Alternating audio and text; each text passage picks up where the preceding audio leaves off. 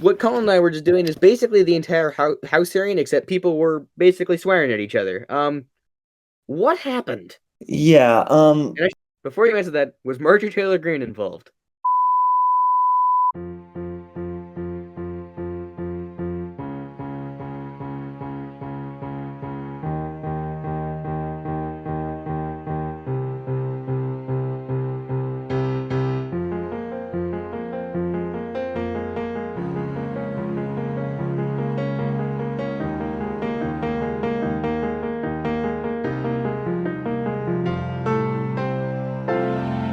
hello, I'm Colin, And I'm Charlie. and welcome to the C&C Talks podcast, episode 16 of season 3. Just a reminder, we release episodes every week, and we talk about politics, world events, and sports. As of taping this, it is Monday, May 20th, 2024, at about 7:30 p.m. Pacific time. And as usual, we have a busy episode, especially in sports. But before we get there, as always, we start on the political side of things. And Charlie, we finally have presidential debates scheduled. It was unclear if they were going to get scheduled at all. We actually talked about this a few weeks ago, and we both came to the conclusion, I think, that the odds were that there would not be presidential debates. Now, both candidates seem to have agreed to terms for two debates, one on CNN on June 27th, one on ABC on September 10th. So this is somewhat unusual. Most times, the Commission on Presidential Debates is used. We'll get into why they were not in a minute, but what this does mean is that, unlike normally when all of the networks can broadcast general election debates, seems that these two debates will be exclusively on those networks, with the potential that one or both of them, those networks, could choose to license those rights to other networks. It seems that instead of being in a big hall, it's probably going to be in a television studio, no live audience, none of that. So it, I think, will look different, Charlie, than other debates. But before we get into the whole Commission on Presidential Debates thing and why that was bypassed, what do you think about finally having debates on the calendar? Well, I think debates are really a necessary part of the election process. It really gives the candidates a opportunity to obviously debate each other on issues that are important to voters, particularly with the timing of these being in, I believe, June and August. It gives voters Yeah, June and an September. idea of these are the big issues for me. What do both of these candidates think of these issues? And obviously, people who are very informed about politics, like you and me, will already know a lot of those of what Biden and Trump think. But for people who are maybe less involved in politics, this is a great opportunity for them to truly understand what these candidates stand for. As for the whatever bureau that was being bypassed, Yeah, the I Commission on remember you Presidential telling me Debates. something that they've done that before. That commission comes around and then goes away over the course of election cycles. So I'm not really surprised, and I hadn't actually heard about this organization until you mentioned it to me. Yeah, so the Commission on Presidential Debates, they've put out some statements about how this is super egregious. Nate Silver has also seconded it. Interesting. He should maybe go back to being wrong about elections, but whatever.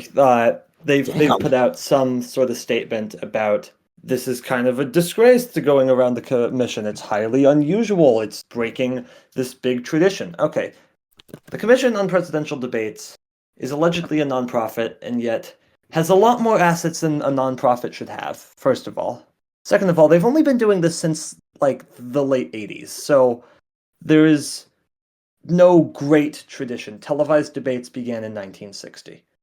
I think it makes a lot of sense that they did not go with this. First of all, the Republican National Committee made Republicans sign a pledge to not participating in Commission on Presidential Debates, sponsored debates this year after they put a mute on the microphones in the final debate in 2020, because after the first debate, it was just a catastrophe, yelling over each other, mostly by Trump, but really some on both sides.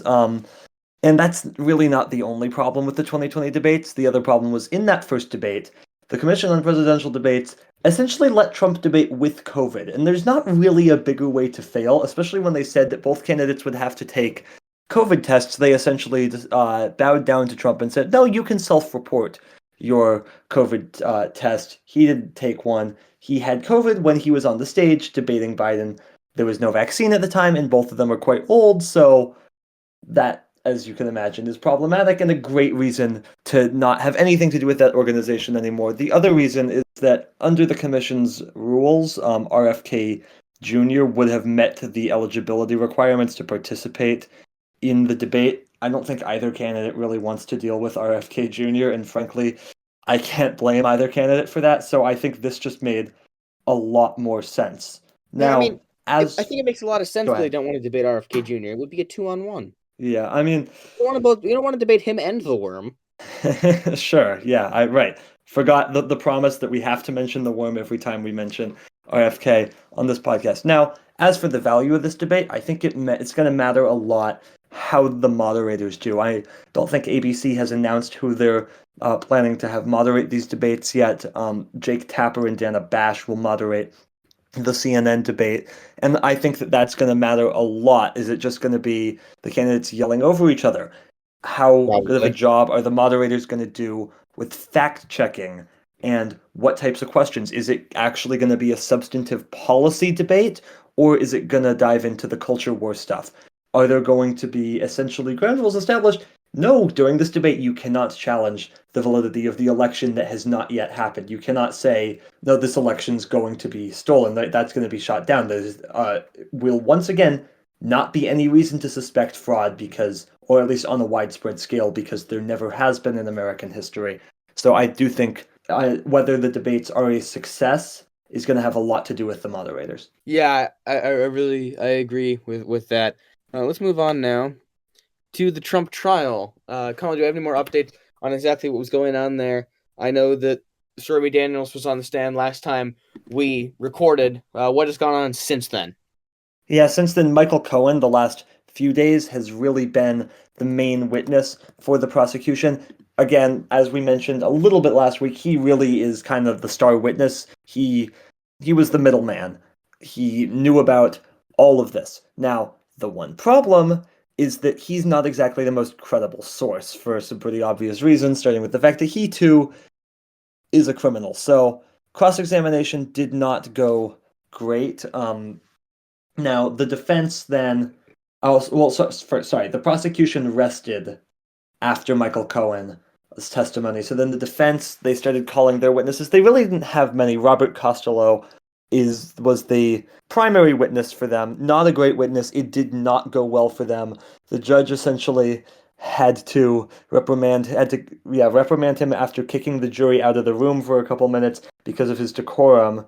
It was not a good exchange. The judge thought that Robert Costello was staring him down. He apparently rolled his eyes at the judge after Costello continued answering questions after the judge had sustained objections. So, not a good day for the defense in court on Monday. Now, the big question for Tuesday that I think we have an answer for is Trump going to take the stand? The answer is no. Donald Trump is not going to take the stand. The only question is, what excuse is Donald Trump going to come up with to not take the stand after saying that he would take the stand? Because it will not go well if he takes the stand. Now, what's interesting, the defense's defense really hasn't been much of a defense. They've just been essentially calling people liars instead of actually trying to provide any evidence or answering any of the questions raised about the serious red flags, such as, okay, why was there this $130,000 payment? What was it actually for? So, not going great for the defense, but this thing could wrap up very soon. We could be getting closing arguments probably this week, actually, and then, of course, the jury will leave to deliberate, and we'll see how long that takes, if we even get a verdict, or whether we'll have a hung jury, Charlie. Yeah, and I think that the importance of the potential of a hung jury here is significant. That is the possibility. And just as a reminder to our audience, what would happen in the case if we do have a hung jury? Yeah, so again, jury verdicts have to be unanimous in either direction. So hung jury is essentially if the jury's deliberated for a long time and they still can't find a verdict. So it would be a mistrial. We'd essentially do the trial over at some point in the future, which would be bad for the prosecution because of the time constraint. The election is soon. If Trump wins, odds are these charges go away. Um, just general, at least Department of Justice Because he policy. can hit the Now, pardon of button course, on this is a himself. state charge. Go ahead. Yeah, I was just saying, yeah, if Trump gets elected, all of the charges that he's currently facing right now, if they do not go through by the time he is elected and inaugurated, then those charges are going to go away. He can just pardon himself. Yeah, a hung jury would definitely be a win for Donald Trump. Of course, he can't pardon himself in this case as it's a state case. We don't even technically know whether he can pardon himself at the federal level because it's never been tried before. Because So, no one's needed to. I mean, Nixon arguably needed to, but he just got Ford to do it for him. But yeah, a hung jury would be a victory for Trump. I mean, either way, Donald Trump will not spend a minute in jail before the election unless he violates his gag order again.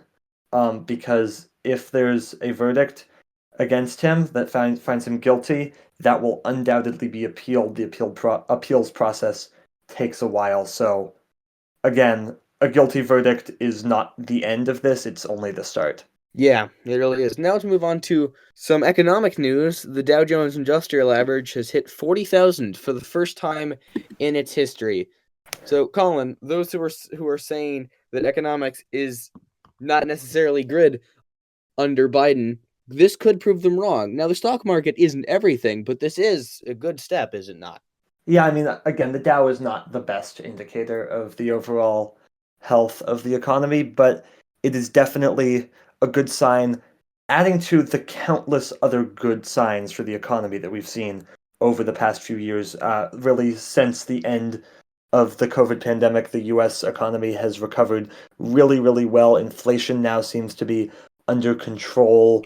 Unemployment rates are down, wages are up compared to inflation, and just a lot of really good signs. A whole bunch of jobs have been added to the economy in the last few years. It's in a really good place. Yeah, it really is. And obviously there'll be those who complain about prices at the at everyday places such as gas in the grocery store, but those are fixable issues, and gas prices and food prices have been going down. Yeah, I mean, I'd like to point a couple things out about that. First of all, so much of this has been corporate greed. Like, corporate profits are up significantly, significantly more than inflation has been up in the last couple years. So that's a big part of it. And second of all, if you're hoping that the prices of food or whatever are gonna go back down to the levels that they were in, well, pre-inflation, deflation is not a good thing. Deflation No, means deflation recession, is a very bad thing as well. arguably worse. So that's not happening, and if it does, we've got a whole host of other problems. All right, All moving right, let's move on on to from Samuel Alito. economic news. Uh, Yes, he's Samuel. back in the news. No. What's he up to now? Yeah, so new reporting has just come out. It's not really anything that he's done recently, it's just new reporting came out from the time of roughly the 2020 election. In November and December of 2020, he was flying his flag upside down at his house. Now, does this seem like a significant problem? No, until you consider that this was a big symbol of the quote unquote "Stop the Steal" movement. The movement essentially to overturn the 2020 election for fraud that did not exist in any widespread way. And Samuel Alito apparently bought into it, or at least he said that his wife put up the flag. At least his wife bought into it. And in a way, it's not that dissimilar from the issues of Clarence Thomas with his wife being a key part of orchestrating the Stop the Steal movement. And it's notable because Alito heard several cases in regards to the 2020 election, in regards to January 6th. So he did not recuse himself, just as Clarence Thomas did not recuse himself. So, again, when we say that the Supreme Court has a trust issue, this is one of many, many, many reasons why. Yeah, I mean, and obviously, there is nothing inherently wrong with believing that the 2020 election was stolen. There's nothing wrong with flying your flag There upside down. is. There Where is, it though. where it becomes an issue is when it is directly involved in court cases that impact the nation. Exactly. Because, I mean, I would argue there is something just inherently wrong about that because it means that you're either very misinformed or you're lying to yourself. Because If you the are doing facts of the matter are that the 2020 election was not stolen. There was absolutely zero evidence of widespread fraud. Over 60 judges in around the country said so. Uh, there was no level of fraud that could have even come close to overturning that election. Those are basic facts, and those uh, the people who have lied about that have gotten people like Ashley Babbitt, for example, killed. So it's yeah, not a and laughing matter. It's not something that I we can want just to say it's state okay to believe. I want to state that my statement of saying it's okay to believe that is only if you do it in a peaceful manner. People are free Yes, to but think you're whatever they still choose. super misinformed. Taking action against other people in a violent manner because of your beliefs then is not okay. No, I get that, but I think that no matter what your beliefs are, that's true. I think the issue here is that it's just it's not like a matter of opinion whether the 2020 election was stolen. It's a fact that the 2020 election was not stolen. All right, let's move on now to the disastrous house hearing that we had. And what Colin and I were just doing is basically the entire house hearing, except people were basically swearing at each other. What happened? Yeah, And before you answer that, was Marjorie Taylor Greene involved? yes, Marjorie Taylor Greene was involved. So this was a hearing of the Oversight Committee, the one that James Comer runs. This is the one that's been trying to impeach Biden for months, despite over and over saying, yeah, well, we know he did something, we just don't have the evidence.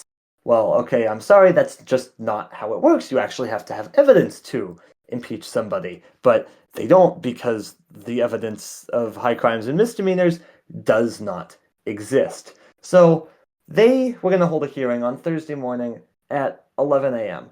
But they didn't hold it then because something like half of the committee decided to make the pilgrimage up to Trump's trial and sit in the back of Trump's trial. So they were all MIA on Thursday because, why would they do their jobs? So no, they convene at like roughly 10 p.m. Eastern time to hold this hearing on, I think it was like Merrick Garland being held in contempt of Congress or something. It doesn't really matter.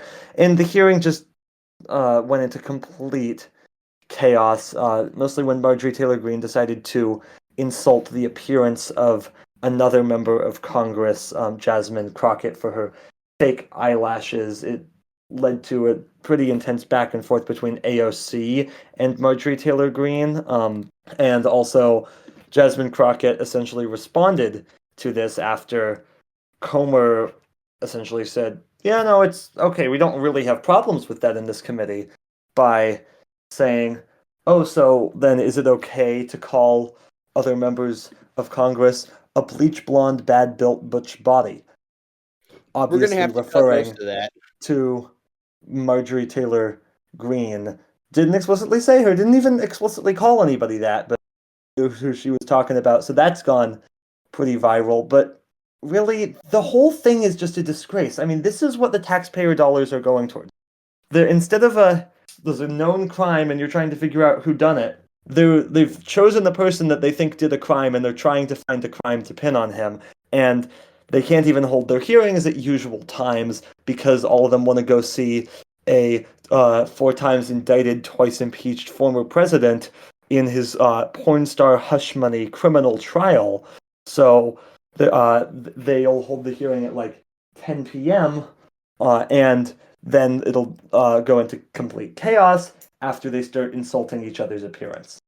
That's what our tax dollars are going to, folks. In recent world events news, late yesterday there was an incident in Iran where a helicopter crashed with its president on board. The president obviously does not have much power in Iraq. It's ruled by religious figures within the country, but he is still an important position. Elections will have to take place within 50 days, and this is obviously an incredibly new developing story. So we'll have a lot more information on that hopefully next week. Yep, but now, Charlie, it's time for your stat of the week. That it is. Remember, you and I, a couple days ago, were taking a look at the standings so far in the MLB, and we saw that the Chicago White Sox have a run differential of minus 100 already. Yeah, it's And that pretty got me hard to do. wondering. And that got me wondering who in a season has the best and worst run differential. I will tell you that both of these teams are from the 1930s. The Yankees, one of them, the best. The 39 Yankees have the best run differential with plus 411. Yeah, that makes a lot of sense. As soon as you said the 30s, I was like, well, the best has to be the Yankees. I'm actually surprised that it's not the Cleveland Spiders who had the worst, Charlie, in that 20 and Yeah, the 134 the season. 1890s Cleveland Spiders, the 20-win team.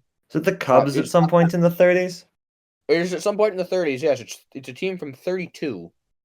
Was it the Cubs? No, it's the 32 Boston Red Sox. Oh, wow. That is not at all who I expected. That's very much surprised me too. This team finished they finished 43 and 111. I mean, that's bad, but there's been worse teams. Yeah, there have been looking at this roster, they don't look very good. They have only 4 guys on the roster with an OPS plus above 100. Yeah, not a good team. All right, let's move from that on to the rest of our sports section. And Charlie, as per usual, at this time of year, we're going to start with the NBA playoffs as we're now on to the conference finals. We will preview those in a minute, but let's start with the 4 semis, conference semis, and we'll start with Celtics Cavaliers, which has to have been the worst of all of these. Yeah, this was by far, I think we declared that Cavaliers Magic was the worst series in the first round. Cavaliers were banged up. Celtics are clearly the better team. They took care of them in 5. Cavs won game 2. Boston loves dropping games at home. They dropped game 2 to Miami as well. They're going to face, I think, their first real challenge in the conference finals, that being the Pacers, who take down the Knicks in 7. The Knicks looked strong to start, but those injuries started piling up, and then Hart gets injured in game 6, and then you lose Brunson in halfway through game 7. And now it's too much. Halliburton, in his first playoff run, is going to the conference finals. Out west, that young Thunder team, with Shai Gilgeous-Alexander, Lou Dort, Chet Holmgren, they did not have enough. They lost to the Mavericks in 6.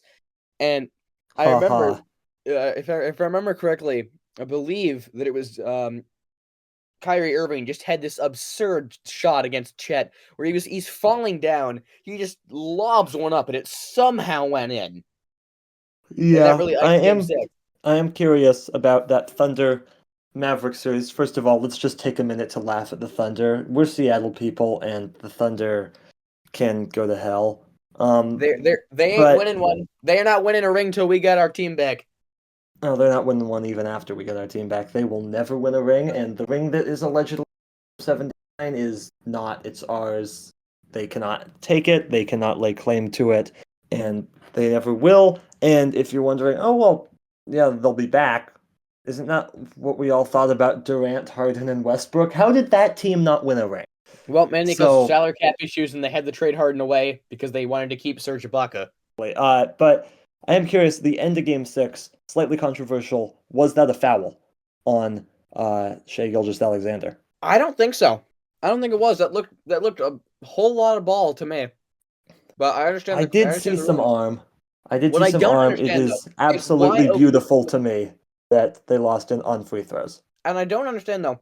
I think I agree. I think it was quite a bit of ball, but I think he did hit his arm. It was a foul. But why would you challenge that? You had a timeout. You could have set up a play on the other end. Yeah, but if it was overturned, then you win the game. It goes to Game 7, I guess, would be the logic there. I don't know. I thought it was smart to challenge it, but I did think ultimately it was a foul. And then, yeah, Charlie, Knicks Pacers. That was a really good series throughout. A couple blowouts late in that series, and then the Knicks.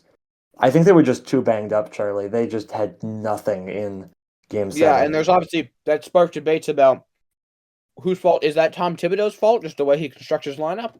I don't think so, but You have to be worried about injuries with them. But I do think that this core, particularly if they can get Brunson back and playing the way he has this year, he's broken out this year. If they can get him to do what he's done this year, again next year, and maybe bring in a couple of extra support pieces, the Knicks are going to be scary for the next few years. There's no doubt that he's a star. I did not see that coming a couple years ago.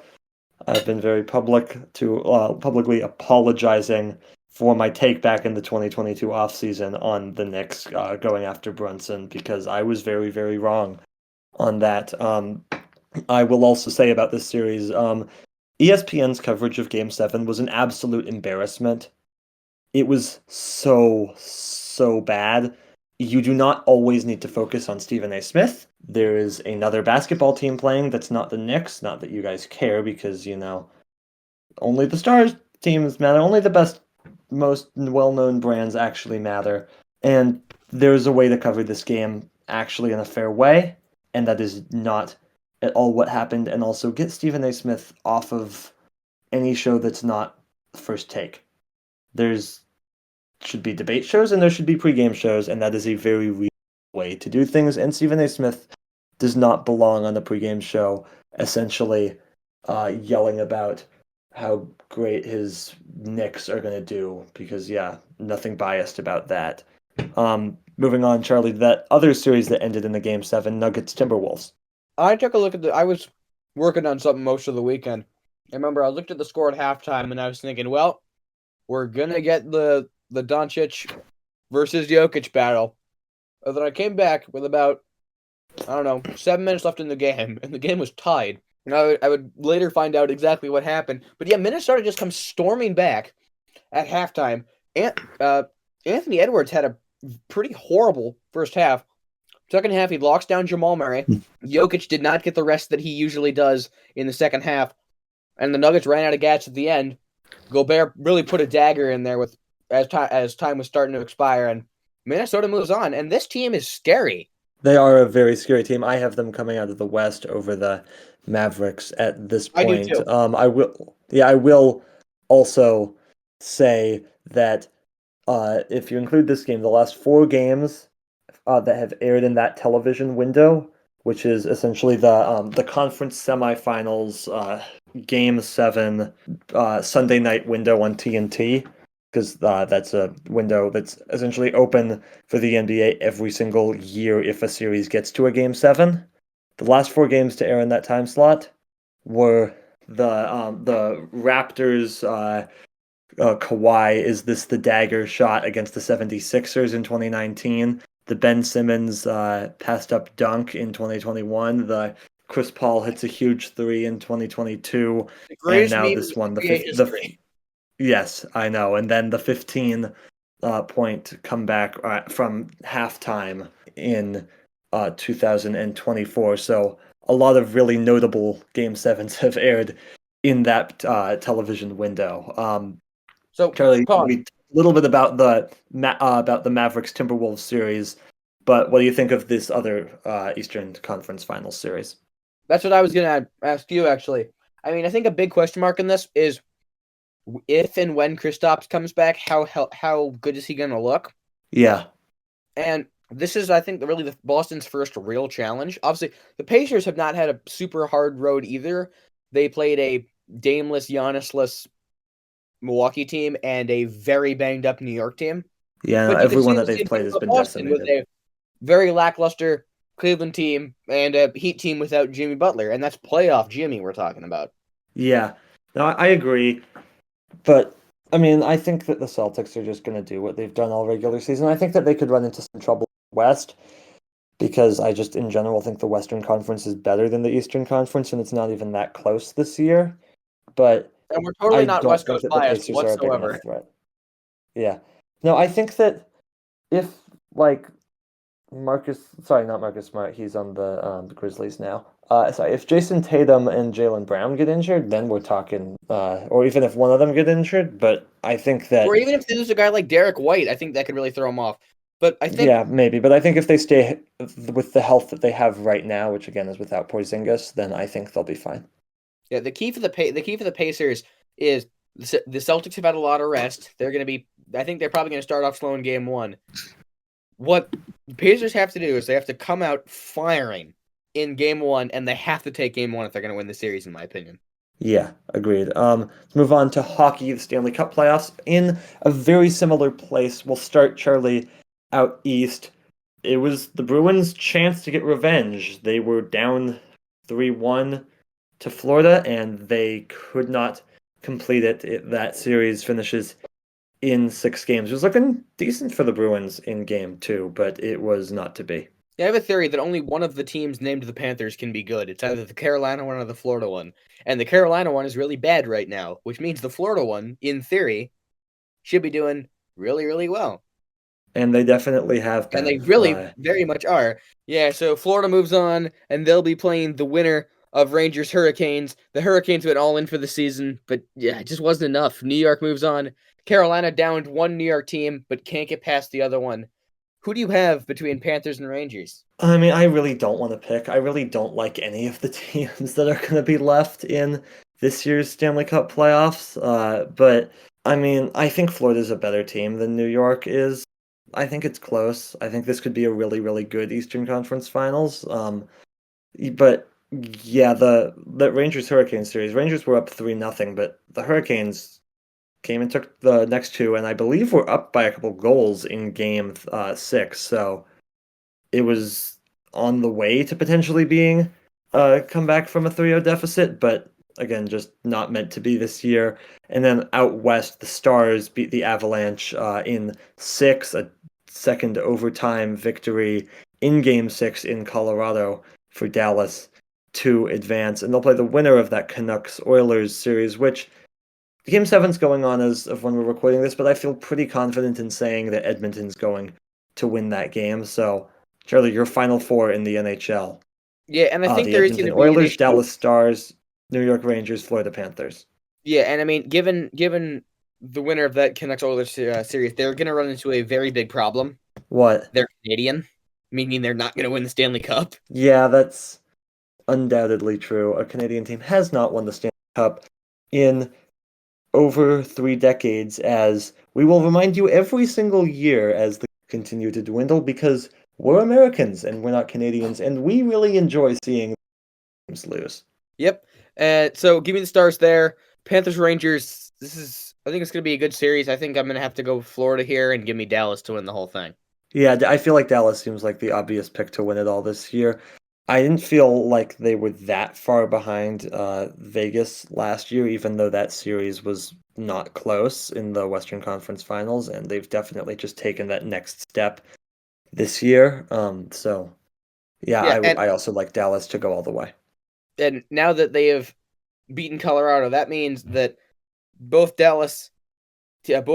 basketball and hockey, the Dallas teams moving on to the conference finals. Obviously, the Texas Rangers won the World Series, so they made their conference finals 209 days ago. Last time, Charlie, you know who's never going to go to the conference finals from Dallas? The last time the Cowboys made it was 10,352 days ago. How many years that is, I don't know, and I don't really want to find out. Been since at least the 90s. Definitely that they made it in the 90s because they won 2 Super Bowls. This means back to back. That in times that they've won the division, they haven't been able to win either 1 or 2 playoff games. Yeah, that is Cowboys. Come on, rough for Dallas, and it's Cowboys fans. This is your year. You totally. I'm sure that now that the Knicks and the Lakers are out of the NBA playoffs, that's what ESPN is going to be spending the next 8 months talking about is the Dallas Cowboys. Tomorrow, I'm going to be saying, see, the Dallas Cowboys are winning like 13 games. There's no one in the NFC better than the Dallas Cowboys. Yeah. I mean, we'll get to the NFL in a few months. I'm not ready to go there yet, and I don't think anyone really is, except apparently ESPN, because real quality content. Good job, Mike Greenberg. Yeah. Let's move to European soccer, Charlie. It was Championship Sunday in the Premier League, and I don't want to sound like a broken record, but Manchester City won again. We needed to stop them, and we failed, Colin. Yeah. Yep, they win it again. I mean, here's the question: Can anyone stop them at this point? I mean, it gets closer and closer every year, I feel like, so maybe at some point soon. I mean, I hope so.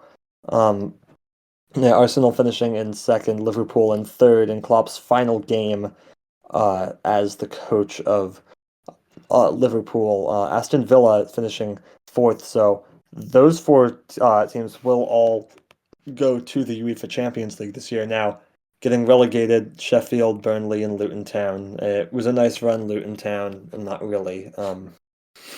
And also the Bundesliga, their season also now has come to a close. And Charlie, Bayern didn't even finish in second after a bad loss on the final day. Leverkusen, unsurprisingly, won, now just 2 games away, though, from having an undefeated season. Yeah, I mean, this would be amazing if they could do it.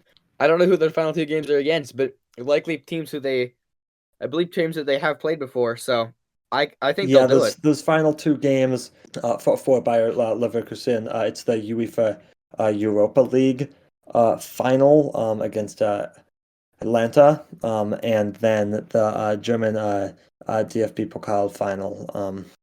So definitely winnable games for them to complete an all-time great season that really, at least in my eyes, kind of came out of nowhere. Yeah, it really did. I mean, they've been doing pretty decently, but not nowhere near championship caliber. And then yeah, they had this run this year. And just a fun fact, by the way, during Bayern Munich's run of championships, they had one they had a couple seasons that were either 1 or 2 games off of finishing perfect. Yeah. The team to end their run both times was Bayer Leverkusen. Wow. Okay. They've been hiding this whole time. Apparently they have. All right. So Colin, let's move on to some golf. With arrests this time apparently.